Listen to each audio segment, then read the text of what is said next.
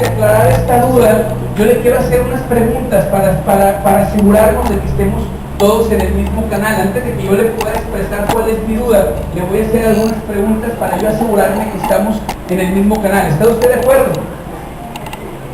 Nada más una persona estuvo de acuerdo. Ok, todos están de acuerdo, qué bueno. Una pregunta. La primera pregunta, no, insisto, no se vaya a asustar, no es que yo esté plagiando mi fe. Yo sé en lo que estoy creyendo, yo sé en quién estoy creyendo, pero quiero saber que estemos todos en el mismo canal. Primera pregunta, ¿Jesús es Dios?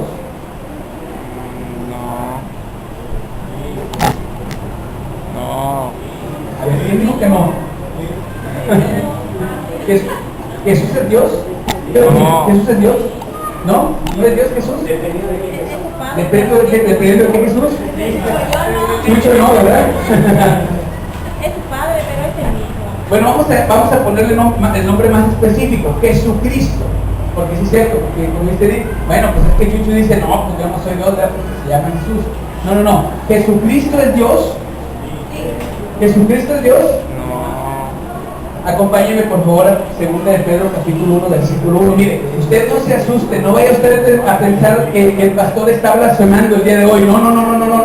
No, yo tengo mis bases bien firmes, mis convicciones bien firmes, pero yo quiero saber que usted también tenga las mismas convicciones, porque si no, de nada sirve que yo le exprese mi duda. Como le digo, yo lo que quiero es expresarle a usted una duda que yo tengo, y usted me ayude a aclarar esta duda, pero de nada serviría que yo le expresara mi duda si no estamos en el mismo canal. 2 de Pedro capítulo 1 versículo 1 es el saludo que Pedro da. Y dice, Simón Pedro, siervo y apóstol de Jesucristo, a los que habéis alcanzado por la justicia, escucha esto, por la justicia de nuestro Dios y Salvador Jesucristo. Lo que está declarando Pedro en este momento es que Jesucristo es nuestro Dios y es nuestro Salvador. ¿Usted lo cree así también? Amén. Gloria a Dios, qué bueno. Dice, te decía lo que quiero es estar como que en la misma convicción, ¿sí? Entonces Jesucristo es Dios. Pedro lo está declarando. Jesucristo es nuestro Salvador, pero también es nuestro Dios. Dice, es nuestro Dios y es nuestro Salvador. Definitivamente por acá creo que fue la hermana María que dijo, Jesucristo es parte de la Trinidad de Dios, es el Hijo de Dios, es Padre, Hijo, Espíritu Santo, es parte de la Trinidad de Dios, y pues yo así lo creo, ¿sí? Así es como yo lo he creído también. Juan capítulo 1, versículo 1. Empieza diciendo, el principio era el verbo era con Dios y el verbo era Dios. Ahora, ¿quién es este verbo? ¿A quién se refiere cuando habla del verbo? ¿A quién se refiere? Se está refiriendo a Jesús.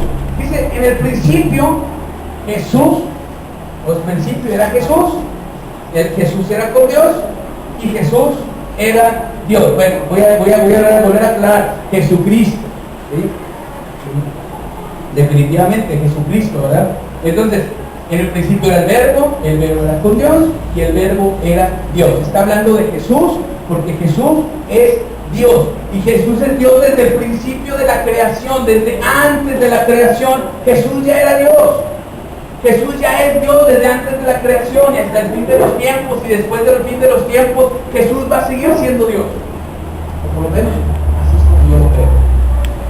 Juan 5:23, ahí mismo Juan, pero vamos al capítulo 5 en el versículo 23. Juan capítulo 5, versículo 23.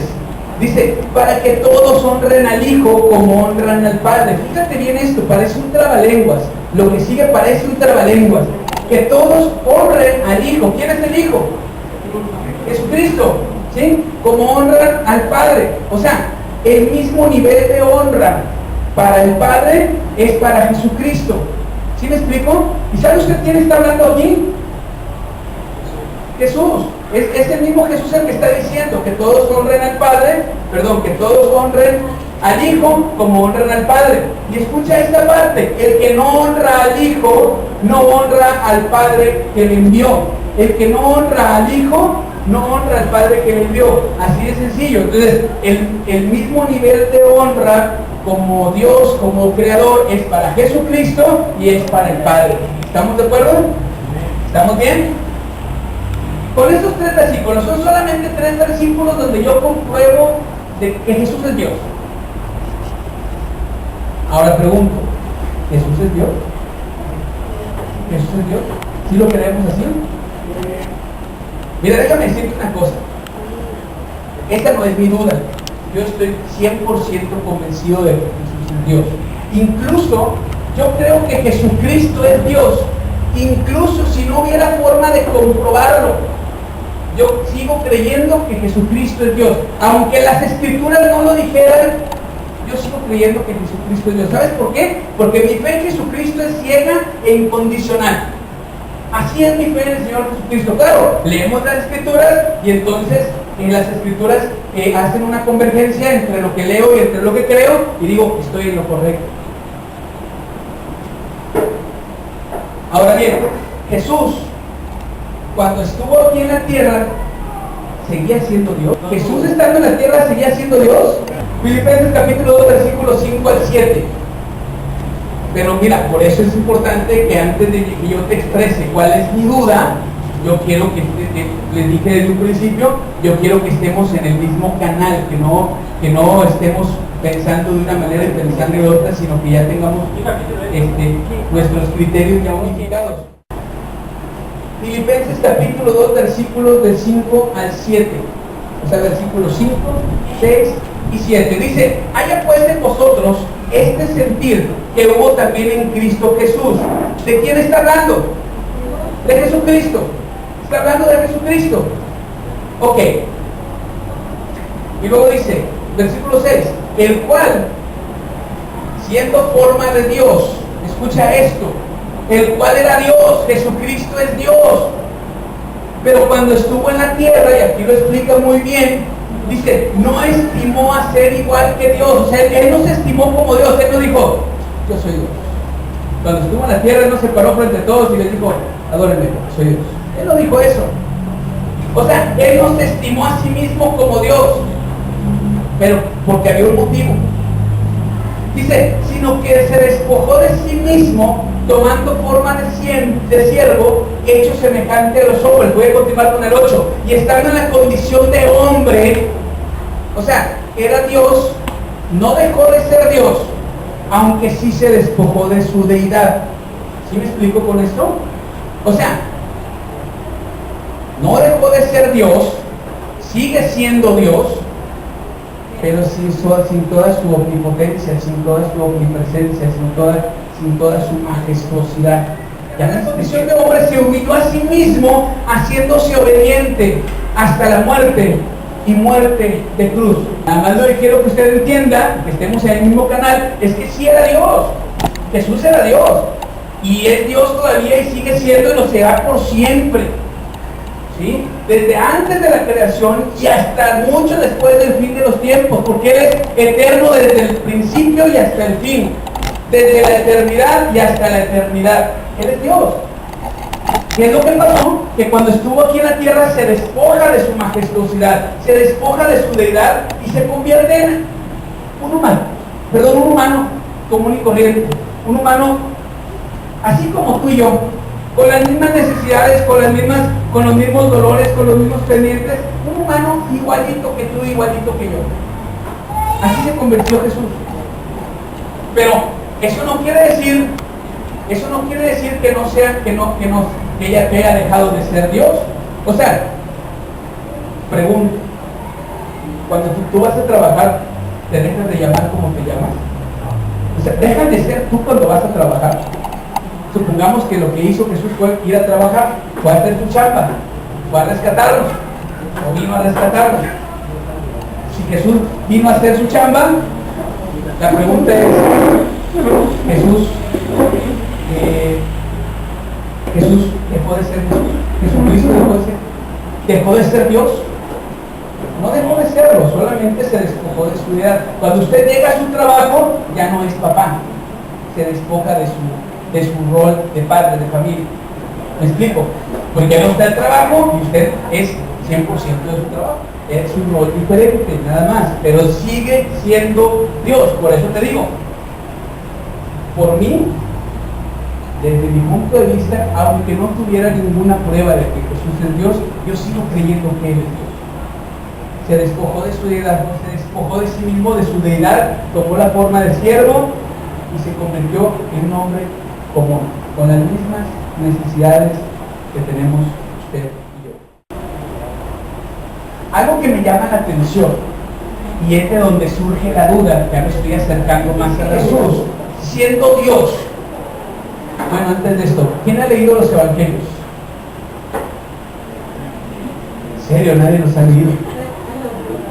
Nadie ha leído los evangelios. En serio, me asustan, me están asustando. A ver, ¿quién ya leyó Mateo, Marcos, Lucas y Juan? Son los evangelios. A ver, levante la mano el que ya los leyó. 1, 2, más o menos, o sea, a la mitad, 3, 2. Algo que es muy básico es la lectura de los evangelios. Es básico para cualquier cristiano, ¿sí? Y eso hace que mi duda sea mayor todavía, fíjate. El ver que no los hemos leído al 100% como cristianos, como hijos de Dios, como creyentes, como convertidos, y etcétera, etcétera, etcétera. Algo que me llama la atención y de donde me sale la duda es que leyendo los evangelios me doy cuenta de que Jesús, siendo Dios, pasaba mucho tiempo en oración. Jesús es Dios. Escucha esto, Jesús es Dios, o por lo menos así lo hemos creído. Cuando hemos leído la palabra nos hemos dado cuenta de esto y por eso hemos creído que Jesús es Dios. Pero Jesús, siendo Dios, pasaba tiempo en oración. Acompáñame a Lucas, capítulo 5, versículo 16. Lucas 5, 16. Dice, mas él, ¿quién es él? Jesús. Jesucristo. Mas él se apartaba a lugares desiertos. ¿Y qué hacía? Orar. Oraba. Justo después de sanar a un leproso, justo después de ministrar sanidad, lo que hacía Jesús era apartarse en un lugar desierto, un lugar donde solamente estuviera él, un lugar a solas, y oraba.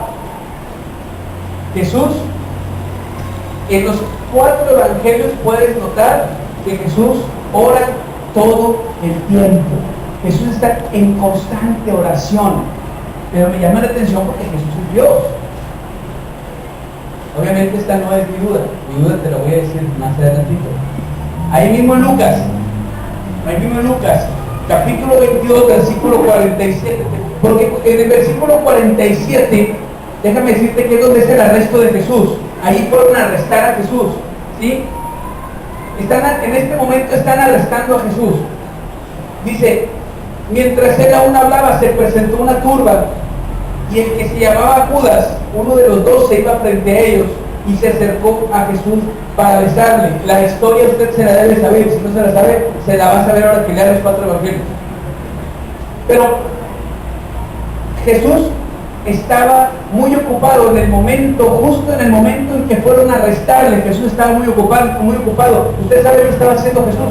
Del 9 al 46, ahí en Lucas 22, Jesús está orando. De hecho, en el 41 dice, él se apartó a ellos a distancia como un tiro de piedra y puesto de rodillas, oró. Jesús incluso en el momento en que fueron por él, estaba orando. No quiero saber qué estaremos haciendo nosotros cuando venga el enemigo a querernos robar, matar y destruir. No quiero saber qué estaremos haciendo nosotros cuando venga el enemigo a visitarnos. Pero por lo menos Jesús estaba orando. Ya les digo cuál es mi duda. Lucas, vamos para atrásito, capítulo 6, versículo 12. Lucas, capítulo 6, en el versículo 12. Dice, en aquellos días él fue al monte a orar y pasó toda la noche orando a Dios. ¿Cuándo fue la última vez que pasaste toda la noche orando a Dios? No aguantamos ni media hora, quiero que sepas, porque ya nos quedamos dormidos. Es la verdad. Pero te das cuenta cómo Jesús pasaba mucho tiempo en oración. Te das cuenta cómo Jesús invertía mucho tiempo en oración. Estamos en Lucas. También Lucas 22.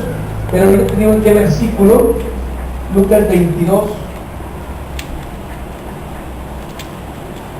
En el versículo 39. Lucas 22:39 dice, y saliendo se fue como solía. Pon mucha atención en esta palabra. Saliendo se fue como solía. Pregunto, ¿Jesús solía irse? Ya nomás de repente se pelaba el aire y se desaparecía. ¿O qué es lo que solía hacer Jesús? Dicen, se fue como solía a orar, al monte de los olivos, y sus discípulos también lo siguieron. Cuando llegó a aquel lugar les dijo, orad para que no entréis en la tentación. Se apartó de ellos a distancia como un tiro de piedra, puesto de rodillas, oró. Jesús solía irse o solía orar. Irse a orar. Jesús solía irse a orar. Es lo que hacía Jesús. Ahora, ¿qué significa la palabra solía? Ok. Yo encontré que la palabra solía es la conjugación en pasado del verbo soler. Y entonces me puse a buscar el verbo soler. Significa, ¿no? Para poder explicarlo y entenderlo con toda claridad. Y justamente como lo acaban de decir, soler es tener la costumbre de hacer una cosa. O sea, Jesús tenía la costumbre de orar. Jesús tenía la costumbre de orar, era acostumbrada a pasar tiempo en oración, acostumbrada a invertir su tiempo en oración. Jesús tenía esa costumbre, tenía esa buena costumbre de orar. Y antes de decirles cuál es mi duda, quiero que me ayuden a reflexionar en esto. Y quiero que ustedes me respondan otra pregunta. Si Jesús es Dios, si Jesús en este momento que estamos leyendo los evangelios, cuando Él estaba aquí en la tierra, no dejó de ser Dios, simplemente se vino a hacer su chamba, como dijimos, vino a trabajar, se despojó de su deidad y se convirtió en un hombre común para poder cumplir con su misión aquí en la tierra. Pero entonces, ¿por qué oraba si Él es Dios? Por eso dije, antes de decirte mi duda, yo quiero aclararte estas cosas para que podamos estar en el mismo canal. Si no te voy a decir mi duda y voy a decir, no, pues el pastor ya la está regando el pastor. Pero bueno, pregunto, ¿por qué oraba Jesús? Si Él era el dueño del negocio, si Él es el dueño del mundo, si Él es el Rey de Reyes y Señor de Señores, pues ¿por qué oraba? No tenía su poder aquí a la mano, no tenía su magnificencia para decir, hágase la luz y se haga la luz. Tenía que depender de su papá, tenía que depender del padre. Obviamente tenía que comunicarse con Él. Y el medio de comunicación más efectivo de toda la historia pues es la oración. Para fortalecerse, definitivamente, pues algo había que hacer, por lo menos estar en oración y para tener comunión con el Padre. Pero déjame decirte una cosa. Jesús, lo que yo quiero realmente que reflexiones, es que Jesús siendo Dios, sentía esa necesidad de estar en comunicación con el Padre. Jesús siendo Dios, sentía esa necesidad y cubría esa necesidad. ¿A través de qué? A través de la oración. Acompáñame a Hechos 2:42. Todavía no te digo cuál es mi duda, pero ahorita en un momento más te lo voy a decir. Hechos 2:42, ¿ya lo tienes?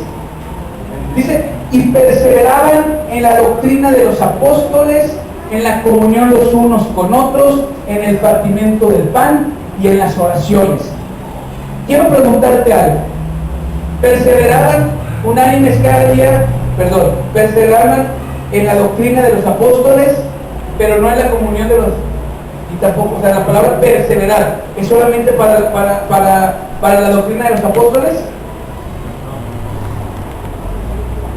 La palabra perseverar es para la doctrina, para la comunión, para el partimiento del pan y para las oraciones.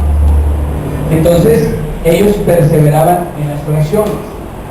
Las personas que se reunían, así como nosotros hoy día nos reunimos para alabar a Dios, para aprender de Él, para estar con Él, para estar en su presencia, perseveraban en la oración, perseveraban en todo lo demás, Pero hoy estoy hablando más de la oración, estoy inclinando el tema de oración porque tiene que ver con la duda que yo tengo y que quiero que me ayudes a tratar de aclarar esa duda. Perseverar. ¿Qué significa perseverar? Según el diccionario, encontré que perseverar es mantenerse firme y constante en una forma de ser o de actuar. Entonces, si lo vemos desde ese punto de vista, en ese entonces la iglesia se mantenía firme y constante en la oración.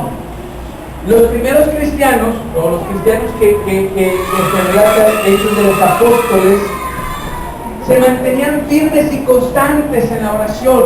Mira, no solamente se mantenían firmes, no solamente se mantenían constantes, dice que perseveraban, es decir, se mantenían firmes y constantes, es decir, oraban constantemente y como sus convicciones eran firmes, lo hacían siempre, todos los días. Ahora bien, por el otro lado, Jesús siendo Dios, siendo el Todopoderoso, siendo el Creador, ¿sí? Siendo parte de la Trinidad de Dios, siendo dueño de todo lo que vemos y de lo que no podemos ver también, acostumbraba a orar. ¿Quieres saber cuál es mi duda? Mi duda es ¿por qué nosotros no? La iglesia de Cristo en la actualidad, pregunto, ¿se mantiene firme y constante en la oración? Decía Augusto, por lo menos deberíamos de orar 5 veces al día. Por lo menos, ¿verdad? Según lo que nos compartía Augusto. Cuando me levanto, cuando desayuno, cuando almuerzo, cuando ceno y antes de dormir. Por lo menos 5 veces al día. Yo creo que la iglesia moderna no ora ni eso. Es más, dudo, por eso dije que es mi duda. Él me puede decir, pastor, la está regando, no es así. Pero yo dudo mucho de que la iglesia moderna esté orando o que esté manteniéndose firme y constante en la oración como lo hacían los primeros cristianos. Yo dudo mucho de que la iglesia en la actualidad acostumbre la oración. Dudo mucho que la iglesia en general acostumbre la oración.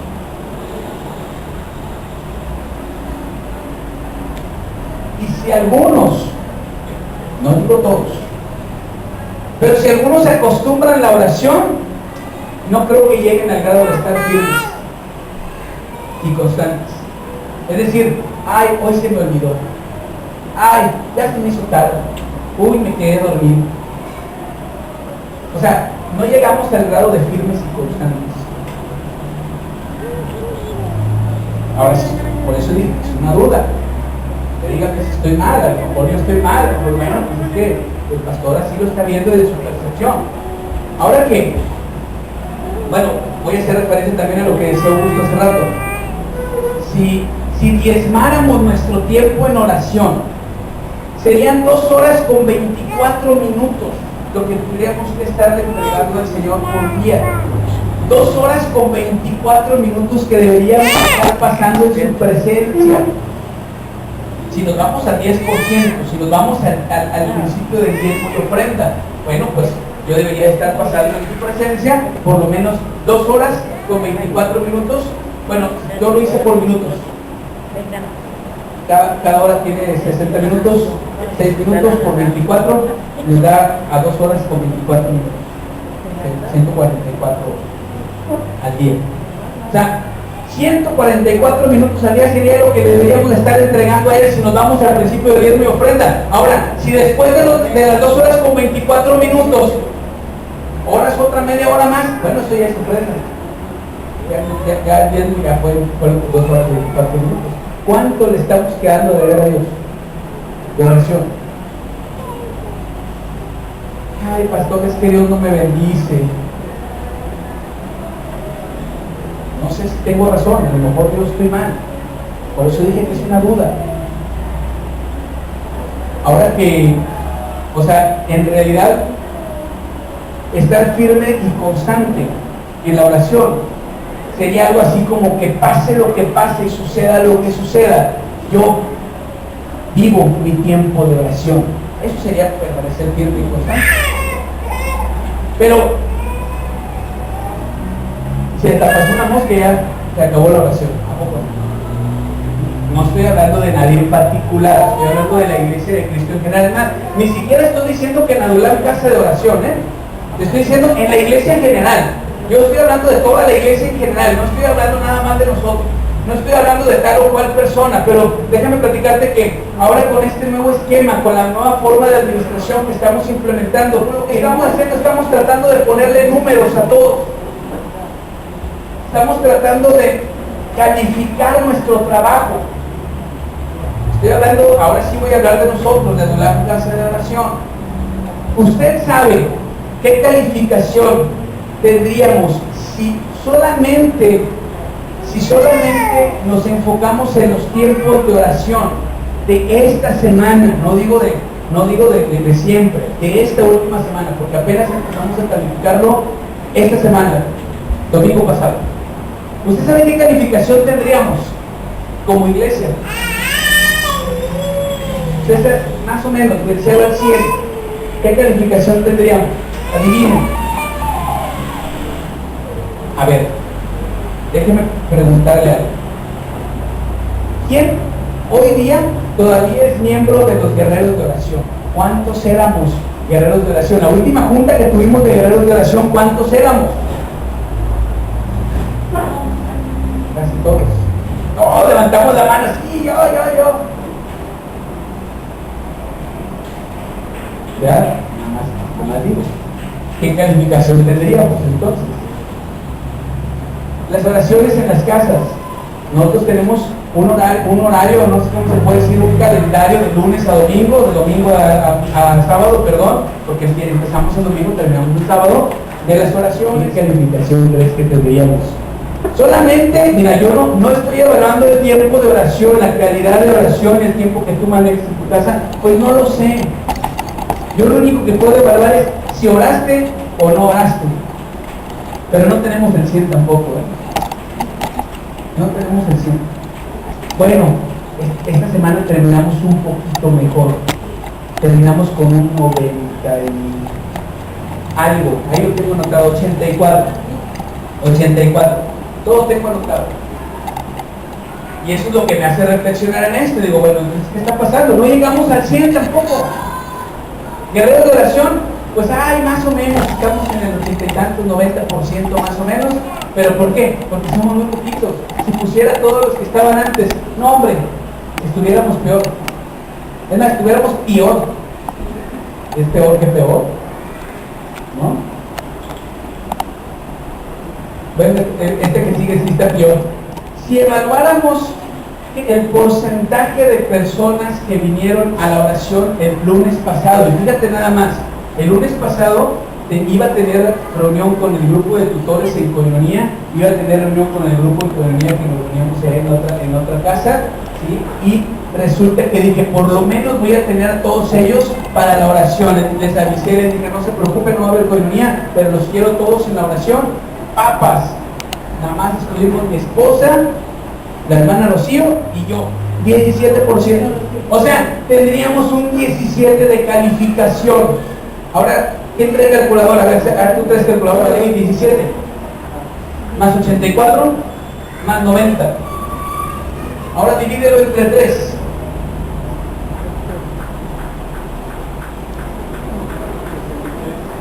Esta sería nuestra calificación como iglesia, 63.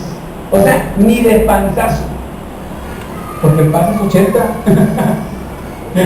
63, ni de panzazo. Nosotros como iglesia, en la casa de oración, no estoy, o sea, yo supongo que esta es una muestra de la iglesia general. Como te dije, empecé hablando de la iglesia general, pero ahorita me estoy haciendo un club, nosotros, y tenemos que reconocer que hay algo que está mal. Y entonces, pues esa es mi duda. Si Jesucristo, siendo Dios, nos dio ese buen ejemplo, si Jesucristo, siendo sincero, siendo el dueño del cielo, pues no voy a no voy a tener que pedirle permiso a nadie, ¿no? Si Jesucristo tuvo la costumbre y nos dejó la buena costumbre de orar, nos dio este buen ejemplo, ¿por qué nosotros no? Si los primeros cristianos perseveraban, ¿por qué nosotros no? Yo quiero que usted se ponga de pie. Vamos a hacer un pacto, si usted está de acuerdo conmigo. Yo quiero mejorar esta situación, porque lo único que va a transformar nuestra vida, lo único que va a transformar nuestro corazón es la oración. Lo único que va a transformar nuestro corazón es la oración. Mira, aquí hay muchos buenos testimonios acerca de oración. Es que el marido no cambia. Ora. Pero aquí hay gente que ha cambiado a través de oración. Aquí mismo en este lugar hay gente que ha cambiado nada más porque alguien estuvo orando por ellos. Yo mismo te he platicado que por mí oraron 7 años. 7 años, día y noche, una congregación completa orando por mí para que yo me convirtiera a Cristo. Yo creo que tú y yo podemos hacer lo mismo. Yo creo que tú y yo verdaderamente podemos perseverar en la oración. Necesitamos hacer un compromiso, necesitamos hacer un pacto con el Señor, necesitamos ponernos a orar. No es nada difícil. Mi esposa creo que lo ha enseñado demasiado. Puedes estar haciendo cualquier cosa y estar orando al mismo tiempo. Puedes estar manejando y puedes estar orando al mismo tiempo. Puedes estar cocinando y puedes estar orando al mismo tiempo. Sí, lo puedes hacer, pero también tienes que tener un tiempo específico de oración. O sea, el hecho de que estés orando mientras haces tus actividades no quiere decir que vas a dejar de orar en la mañana, levantarte, en las comidas, antes de dormir. No quiere decir que vas a dejar de orar. Ay, no, pues acabo ya oré todo el día. No. Podemos hacer las dos cosas. Podemos separar un tiempo específico para la oración, para nuestro Dios, pero además estar orando en todo tiempo, estar orando en todo momento, estar orando en todo lugar. Yo te aseguro que esa bendición que tú estás esperando y ese cambio que tú esperas en tu casa, en tu familia, en tu situación, yo te aseguro que ese cambio va a venir a través de la oración. Yo estoy seguro que ese cambio va a venir a través de la oración. ¿Sabes una cosa? El nombre Adulam Casa de Oración es lo que nos caracteriza. Es lo que en teoría nos caracteriza. Cuando nosotros iniciamos con este ministerio dijimos primero tenemos que tener un buen grupo de oración, y es por eso que oración en las casas, oración en los guerreros de oración en la iglesia, oración, porque eso es lo que nos debe de caracterizar, lo llevamos en el nombre. Lo llevamos en el nombre. Para el que no sabe, le platico, Adulam está haciendo alusión a la fábrica de éxitos, que es Osana, es la iglesia de mi pastor. Osana, fábrica de éxitos, es cuando entras a la cueva de Adulam como una persona afligida, amargada y endeudada, pero Dios te va formando, te va transformando y te va convirtiendo en un guerrero victorioso. Pero eso no va a pasar. Déjame decirte que eso nunca va a pasar si no hay oración de por medio. Porque el tiempo de tu transformación, el tiempo de mi transformación, es cuando pasas tiempo en oración. Pastores, yo voy a la iglesia todos los domingos. Yo no fallo los miércoles. Mira, el tiempo que pasamos juntos en la iglesia es independiente a tu tiempo de intimidad con Dios. Es importante que tomemos un tiempo para oración y lectura. Es importante que tomemos un tiempo, que tú y yo tomemos un tiempo todos los días para estar en comunión con Dios. Si Jesucristo, siendo Dios, lo hizo, ¿por qué tú y yo no lo vamos a hacer? Si los primeros cristianos lo hicieron, ¿por qué tú y yo no lo podemos hacer? Vamos a hablar, si te parece, vamos a hablar. Y vamos a hacer un compromiso con Él. Vamos a hacer un compromiso de oración. Mira, tal vez en un principio, de buenas a primeras, es difícil que pasemos 2 horas y 24 minutos en oración a Él, aunque sería lo ideal. Pero comienza con media hora en la mañana, media hora en la noche. Comienza mientras estás trabajando, darle gloria, alabanza. Porque déjame decirte que el poner música cristiana, es que yo traigo música cristiana en mi coche, pastor, eso no tiene nada que ver. Es como poner cualquier canción, si no lo haces desde el fondo de tu corazón, si no lo haces a través de oración. Ayer que tuvimos junta de maestros, dice, vamos a orar, y yo, vamos a orar. Y todos se me quedan viendo, claro, es mi trabajo, lo entiendo. Pero digo, yo estaba de ustedes. ¿Sí? Porque, ¿sabes qué es lo que pasa? La oración se tiene que practicar, es como cualquier deporte, como cualquier disciplina. Si no lo practicas, no lo vas a saber hacer bien jamás. Pastor, es que yo no oro porque no sé orar. Pues no sabes orar porque no lo practicas. Tienes que practicarlo todos los días, tienes que practicarlo, para que poco a poquito puedas tener esa soltura de oración que necesitas, puedas tener ese tiempo de intimidad con Dios, para que puedas sentir verdaderamente la presencia de Dios. Se puede, sí se puede, con música, sin música, tú puedes estar en adoración, tú puedes estar en oración del Señor, sí se puede, pero ¿sabes qué necesitas? Practicarlo. Necesitas practicarlo, así que yo te invito a que hagamos un compromiso y que para la próxima semana no te voy a pedir que tengamos un 100, sería difícil, yo sé que sería complicado, sobre todo los que vienen de lejos para venir mañana lunes a las 7 de la noche. Yo sé que sería complicado, pero si no un 100, por lo menos irnos a 70, y la otra semana subirnos a 80, y la otra semana irnos a 90, pero ir creciendo poco a poquito, ir creciendo y que podamos verdaderamente ser una iglesia de oración, que verdaderamente podamos ser una casa de oración, que la oración sea lo que nos caracterice como iglesia. ¿Están de acuerdo conmigo?